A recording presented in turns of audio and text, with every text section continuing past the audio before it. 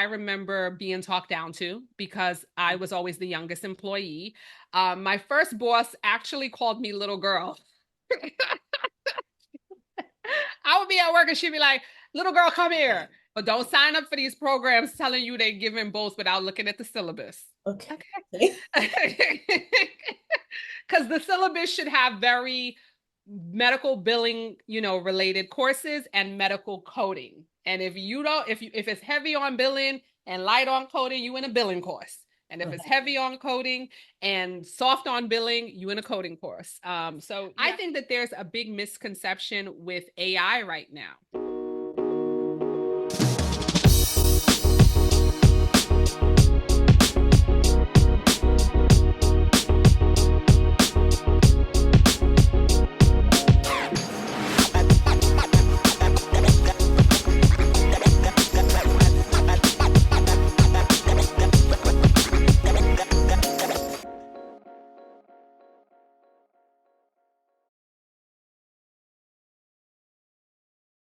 Hey everyone, and welcome to the Health IT Playground. We've been gone for about a month, so we are back, and I'm excited to have with me someone that's going to talk about an industry that I'm actually doing a lot of research on myself that I think is a great career, and I wanted to have you guys learn more about it as well. And it is medical billing. Now, this superstar that I have here on this call today has over 20 years of experience in the field. She's also a YouTuber as well. She has a channel called Beyond RCM. She will promote that and talk about that, obviously, for those to follow because you're going to want to follow her. And just want to thank you for your time today. So, thank you so much. I want to introduce formally Tiffany Robinson to our show. Thank you so much for joining us today. Thank you so much for having me. I mean, that was quite an intro, not superstar. Yes, superstar. Yes, thank you so much for having me. I'm really excited to be here today.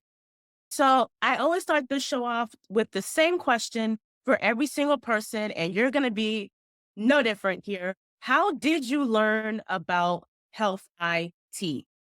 I learned about health IT is I follow a lot of creators in the space of healthcare administration. So anytime there are any creators that are doing similar things or things that may seem adjacent to what I do, I always like to follow them. I always like to support them. And I always like to learn from them because I feel like you learn from everyone. So I follow health IT. I follow other creators like Compliance Capers, Contempo, Coding with Blue. So anything in the space, ask the biller, anything in the space, I always try to follow because I feel like we learn from each other. So of course I follow you because I learned about Epic and becoming Epic certified through, and I remember seeing that on LinkedIn and I thought it was like Epic, just the EHR.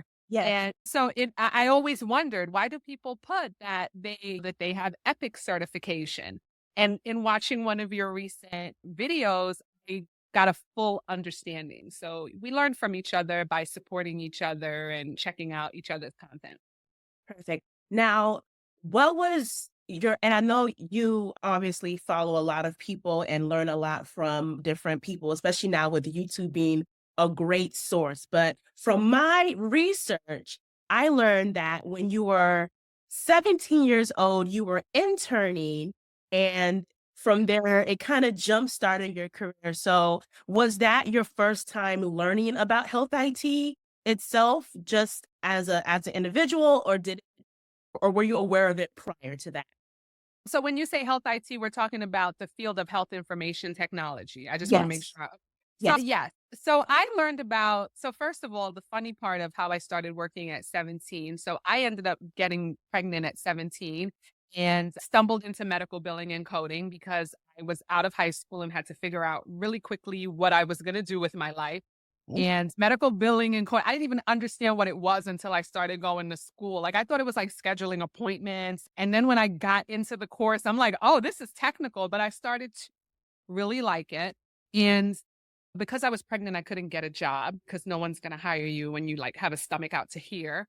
So I volunteered at a local hospital in Brooklyn and just did a really great job. I just showed up on time and I literally volunteered up until a week before I had my son. And then luckily, I got recommended through I remember one of the nurses in the OBGYN department wrote me a letter of recommendation and I ended up getting hired.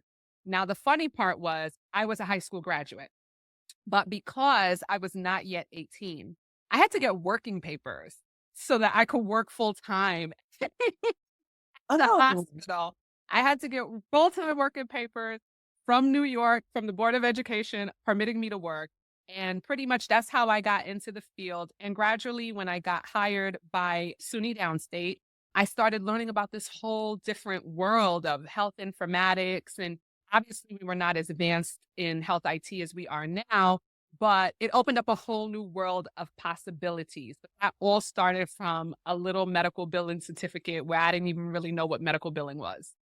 you literally just skated right into my next question about certifications and training that you would need in order to be and before we even talk about all of that, for those that have no idea what a medical biller does, can you summarize to us what exactly a medical biller does compared to a medical coder? Because it is a different thing, There's a people. difference. I Yes. always say there's a difference. Yes. So a medical coder is really diving into the meats and potatoes of coding, of understanding different body systems, understanding how to code multiple procedures, modifiers.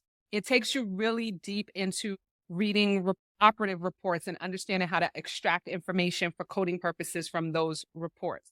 So I would consider that as a medical coder. A medical biller, however, is in charge of making sure that bill actually gets paid. And there's so many different factors that go into it, making sure that whatever insurance company you're billing, that your provider can bill that insurance company, making sure that if the service requires authorization, that you have the proper authorizations, making sure that when you submit the bill, that something is as small as having wrong information in the demographics can cause your claim to get denied. Yep. So a medical biller is essentially in charge of taking different data points, which include coding, incorporating it into a bill, making sure that bill ultimately gets paid and reconciled in the practice management system. There's collections. Once the bill gets out the door, you have to follow up with the insurance companies and have practices in place to make sure that the claim gets paid. Coding is a very detailed field, but billing is also very complex. I think one thing that happens is sometimes a lot of these schools try to conflate the two and say Yes. like a medical billing and coding program, when Yes. really it's more medical billing and not coding. So there's a major difference. And I think people interested in entering this field need to understand that. Perfect. And her channel does a good job of explaining all of this. For those of you that don't know this already, I'm Sounds RCM. a big plug beyond RCM. But for our little concise moment here with her, what else would you recommend that somebody do to be successful in medical billing? So my program at the time I thought was a really great program and it was good as someone starting out as entry level.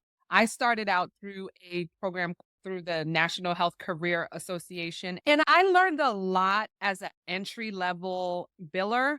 But as I evolved in my field and there were so many things going on, like we were dealing with HIPAA and all the changes that was happening surrounding HIPAA and compliance. And I felt that organization was not keeping me informed about the changes, right? And I eventually ended up transitioning into more organizations that I felt was more aligned with my growth, like AHIMA, and then later on in my career, AAPC. And now I'm a part of both. It's important who you get certified through, but it's also important to show up and take ownership of your learning experience, take ownership of helping yourself to succeed. I was the type of person where I took notes about everything because I was like a sponge. There was so much I didn't know, and I wanted to make sure I understood it. So I was always the type of employee that would take very detailed notes, that would create systems for myself that would help me be successful. So it is partly education, it is partly showing up and setting yourself up to win. And then it's also continuing education because healthcare is always evolving. And you don't want to think that everything you know today today is the way it's going to work tomorrow. So I'm very big on being a lifelong learner and continuous education. Perfect. You guys got that, right? Oh, you guys got that. I am someone that wants to do this industry or be a part of this industry per se. I take a certification course, I finish, I get certified, and now it's time to get out there and find a job, right? Mhm. Mhm. And I am struggling because every single job I see is asking for 2 to 3 years of experience, and I just got out of Mhm. school. What's your advice for that person? So my first advice is don't give up. Okay. Quitters never win and winners never quit. So that's rule number one. Don't give up. When I started, I ran into the same problem. Obviously, it was a long time ago and it don't feel like a long time ago, but 19, when I tell certain people 1998, they be like, oh man, you've been doing this a long time. But it was a different moment in time, but I still think some of the same tools can work. I think it's important to get a mentor or someone who you can work under and learn from. So for me, I learned all these cool concepts in school, but there are certain things that you're only going to learn once you're on the job. So if you're able to graduate and get into the field and get a job right away, great. If you're not, don't be afraid to volunteer once a week. Find an area or a practice or even a billing company where you can sign up to volunteer once a week just so you can get exposed to it. But also, don't be afraid to start in a field that's adjacent to where you ultimately want to be. Because sometimes you may not get hired at the hospital to be a medical biller, but you may get hired in the hospital to work in their authorization department or a different department. Once you get in, you're in, right? Do a Right. great job, make connections, and then after you're there for a while, you can pivot into something else.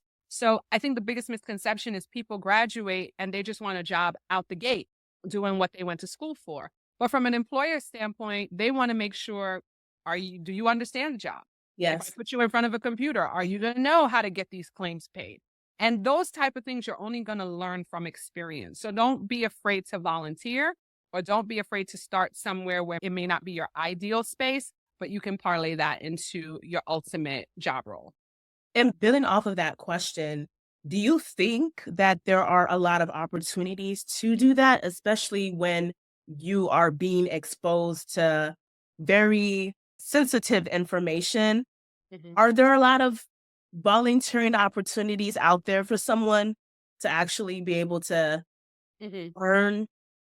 I will tell you, for example, I had for many years, I operated out of New York City. I'm about 60 miles outside of New York City.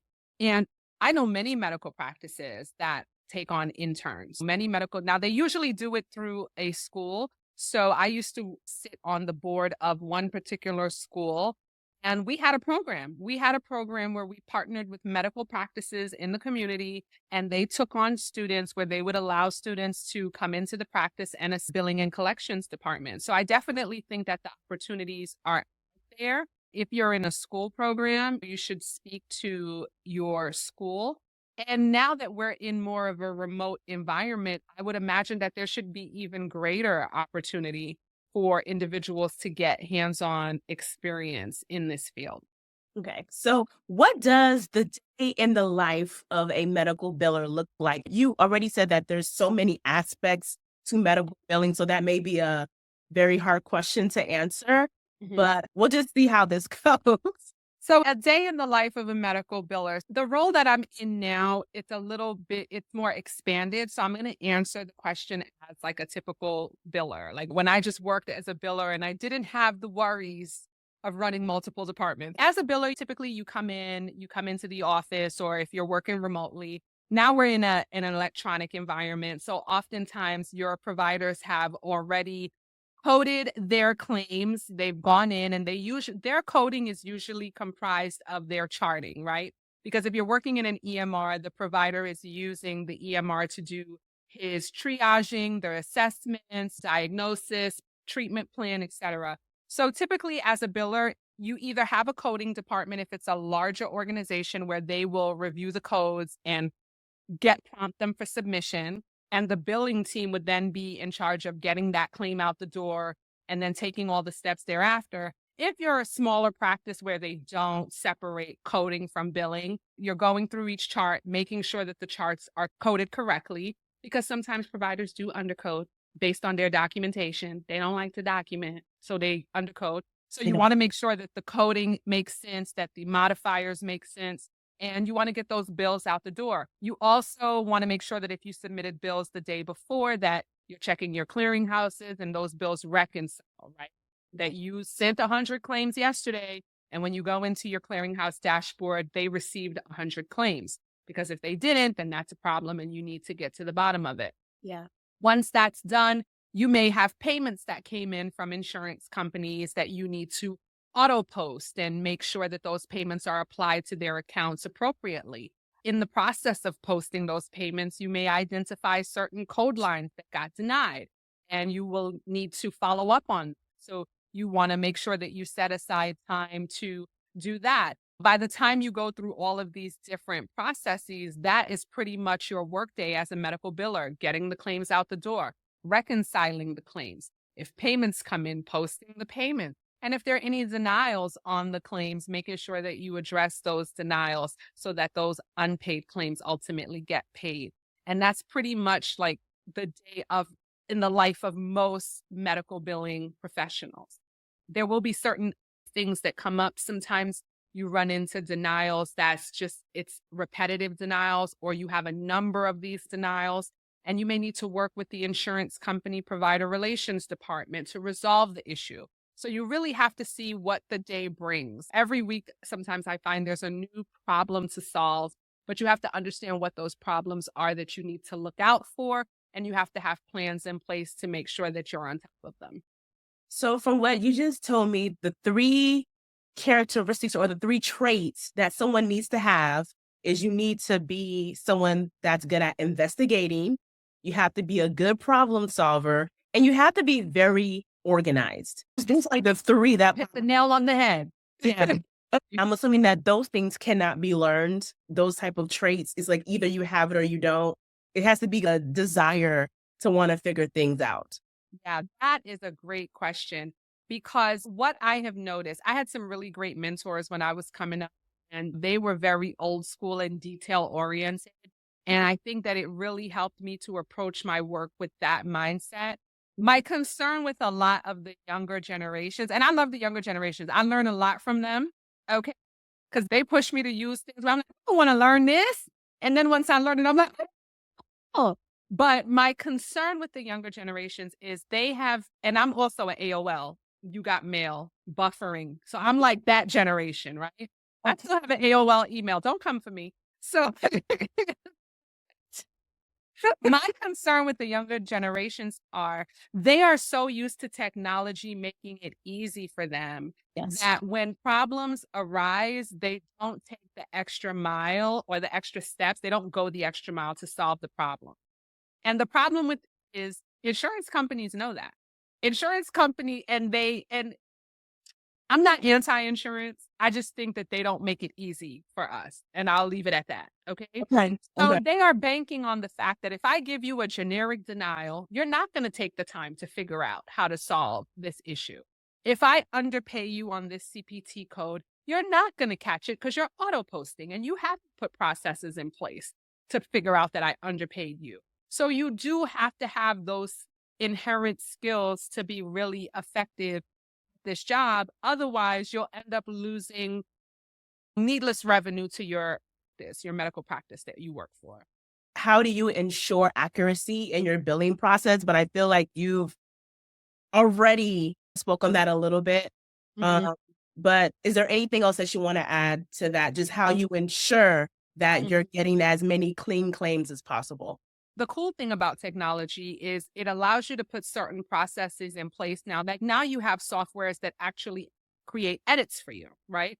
So most practice management systems where you are using the system for billing and claim submission, you can actually create edits. Once you identify, for example, that this insurance company does not pay this CPT code, but they pay this CPT code, which is still technically the same or a similar procedure, you can create an edit that says if it's this insurance and it's the code that they don't accept, Don't send the claim out the door. Guess what? When you're trying to run your claims through the system, it will automatically flag you to go back and look at that code and fix it appropriately. But you have to build. You have to build these systems. Although the technology is there for us, we have to build it in a way where when we encounter the problem, we can actually come up with solutions. Those are some of the ways where I ensure my bills are going out the door correctly. My bill scrub is tight. And if I identify an issue where somehow these claims got out the door incorrectly because we didn't create a scrub edit, I'm creating a scrub edit for them. So I leverage technology to help me be efficient in the submission process. Are there any other misconceptions about being a medical biller that you would like to clarify with my audience today? I think we already clarified the first one. Medical billing and medical coding are two different disciplines. So you need to make sure that don't go to a program where they're teaching you about billing, coming out calling yourself a coder, because you're going to learn real quick if you get a coding job that you don't know how to code. The other thing I think that there's a big misconception with AI right now, where AI is a very big deal. And I think that people assume that AI can replace humans. And you have a lot of people on the human side that are very afraid of AI and they will not embrace it, but it's here and it's not going away. So I think it's a big misconception to be afraid of AI because it's in our field and we're going to have to deal with it. But I think on the other side of the coin that you meet a lot of these vendors who are selling these products and overpromising on what the product can do because it requires human supervision. So I think the biggest misconception in healthcare right now is how to effectively leverage technology in our space. And we are really going to need to have some meaningful discussions around that. Why? Because you have the human element that's afraid of it. You have people like me where something new comes out and I'm like, oh, let me see how that works. But then you have people that's like, I don't trust it. It's listening to me. So you have that element, but then you have the element of all these new things coming out where these people are overpromising. And unless you understand how the process works, if you don't understand how the process works fundamentally, how are you going to know if what they're selling is actually going to work for your practice or you're just wasting money? So I think that is my biggest concern as we go into this whole AI push, is that I don't think we're looking at it from the proper lens as users of this technology, and we really need to reimagine it sooner rather than later. Just to connect that, it's going to involve us being lifelong learners, which I know that you're a big advocate of. You are a leader in a lot of professional organizations. And so, how has your positions and your experience in these professional organizations helped you with continuous learning? And feel free to plug them as well. I know that you have a lot of leadership roles currently. Yeah. So currently I serve as vice president for the APC Middletown chapter. And the AAPC is the American Academy of Professional Coders. And I love the AAPC because they are very community oriented. We have local chapters. We meet monthly. We talk about different evolving topics, coding and learning new things. And I am always learning something new when I go to our chapter meetings. Although I am a certified coder, when you begin working in particular fields, you kind of become specialized in that field. So I have strong OBGYN coding, gastroenterology, pain medicine, but then there are other fields that I've never worked in. So if there's a cardiology course or a seminar that's happening that month, I get a crash course. I may have had cardiology based questions when I became certified, but because I'm not working in that space, it's not muscle memory to me. So I think that being a part of a society like that really helps me stay current. I think being a leader, I bring a lot of experience to the table. I think that also because I'm the type of leader that doesn't think that because of all my experience, I can't learn something new, is that it helps me to be very open so that even if someone who only has a fraction of my experience says something, I'm actually listening to them. As someone who started out in this field at a very young age, I remember being talked down to because I was always the youngest employee. My first boss actually called me little girl. I would be at work and she'd be like, little girl, come here. So yeah, she meant well, but you know.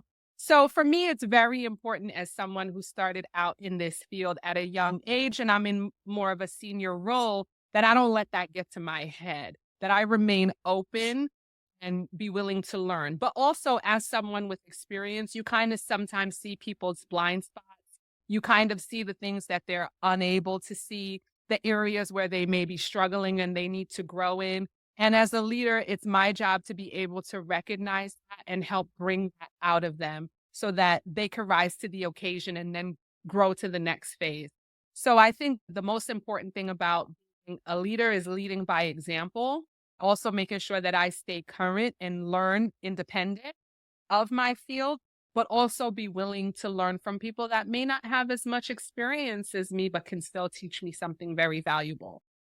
Perfect. And I love that answer. And you said something that triggered me a little bit, and I just wanted to get your opinion on this. Do you think it makes sense for someone that is doing medical billing to also learn and become certified as a coder since they kind of intertwine together? Yes, yes, yes, and yes. Okay. But don't sign up for these programs telling you they're giving both without looking at the syllabus. Okay. Because the syllabus should have very medical billing related courses and medical coding. And if you don't, if it's heavy on billing and light on coding, you in a billing course.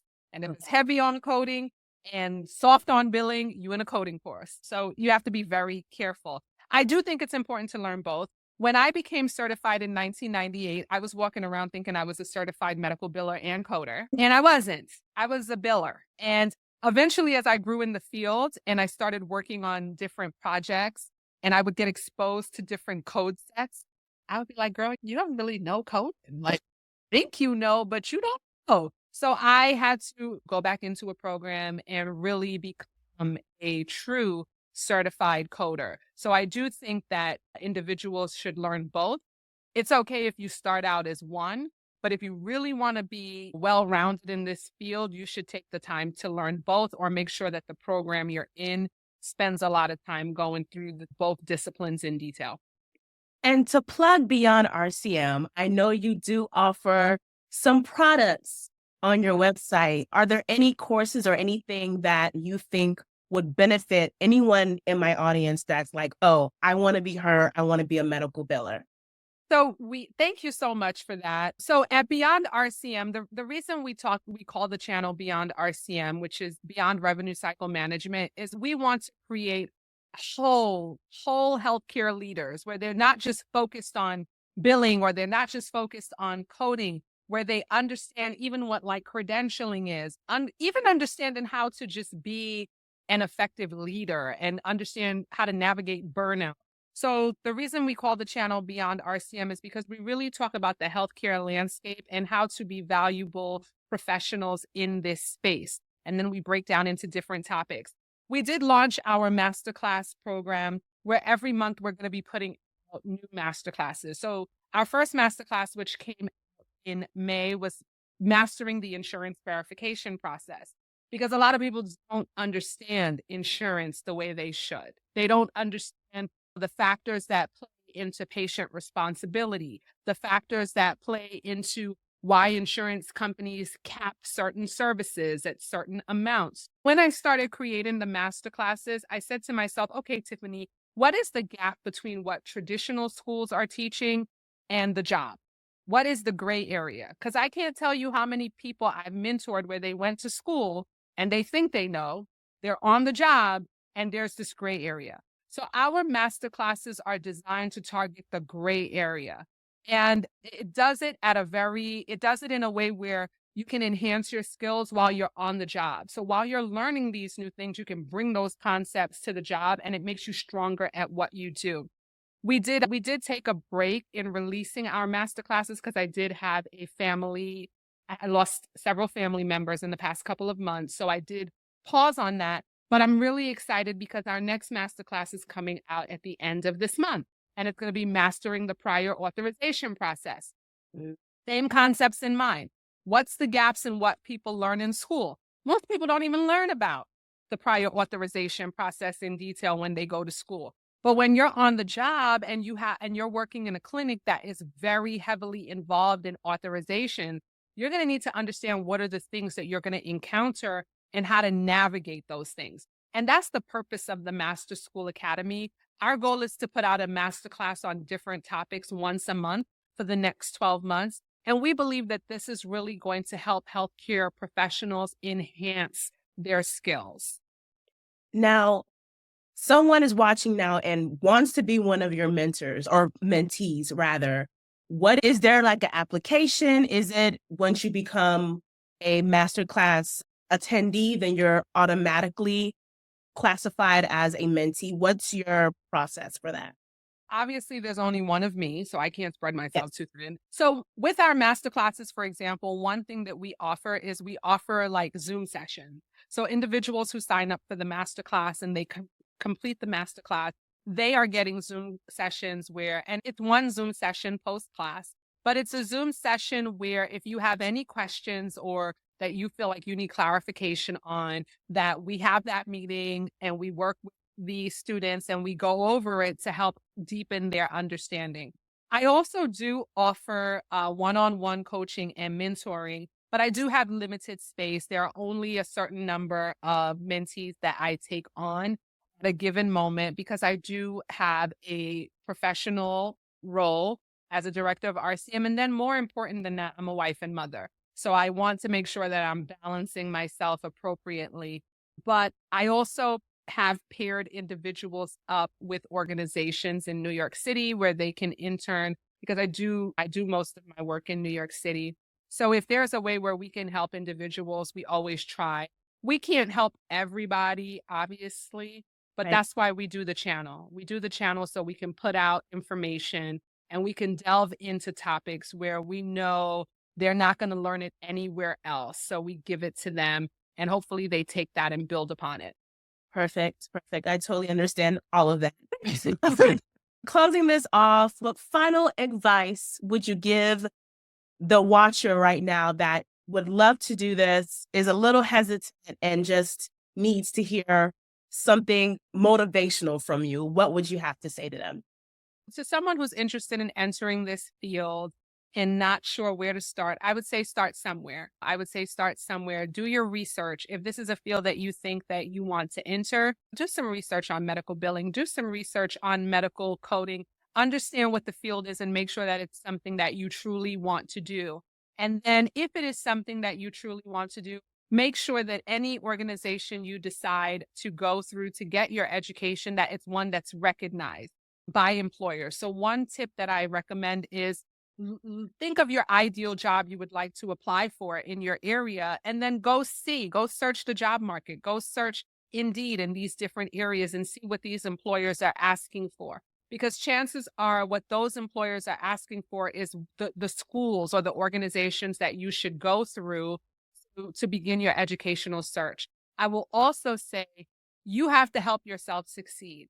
I had so many doors slammed in my face when I started in this field that I remember going home crying after interviews. I remember thinking I would never get hired. I remember wanting to give up and go get a job in the supermarket because like I had a baby on the way and I need to make sure that I can. And I didn't give up. I believed in myself. And eventually I did get a door open and I took that opportunity and ran with it. I also knew when it was time to move on. Right? I wasn't a habitual job quitter. Like I stayed at my resume, I'm stable. Okay. So she is stable. But I also, when I had to take positions that weren't necessarily my ideal role, I took the position, learned everything I needed to learn.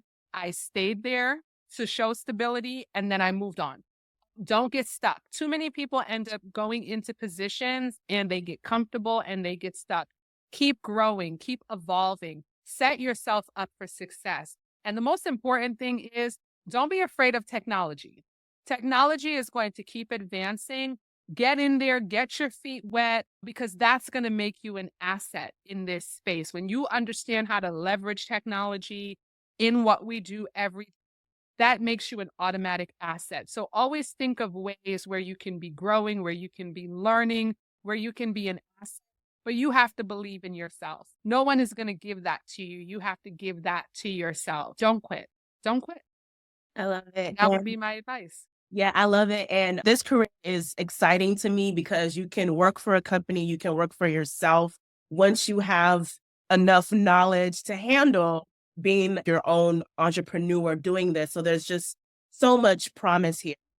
So 10 years down the line, I'm looking at my channel and I'm looking back. I'm like, yeah, what she said happened. I love to ask this question.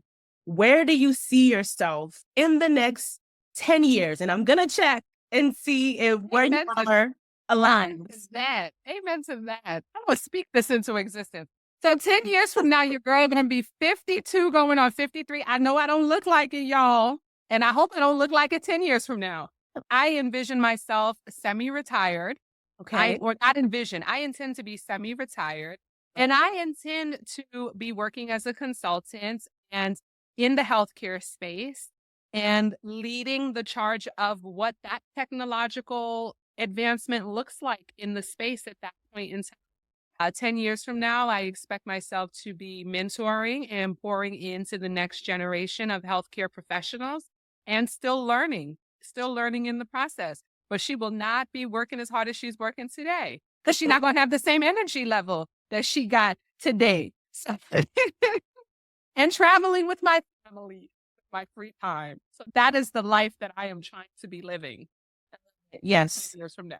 I want to thank you first off for joining this channel once again. Guys, please check out Beyond RCM. She has a great following. She has a lot of great content, a lot of great videos out there. Check out her website. There's a lot of just great, useful information on there. Please check it out. It will be as well in this video at the bottom in the description for those that need help. I will have that there for you. But that is all we have for today. Hopefully you guys took something away. If you did, please let me know in the chat. And we're going to go ahead and get out of here. So thank you guys for watching once again. I will see you guys somewhere on social media per usual. And yeah, have a great day, everyone.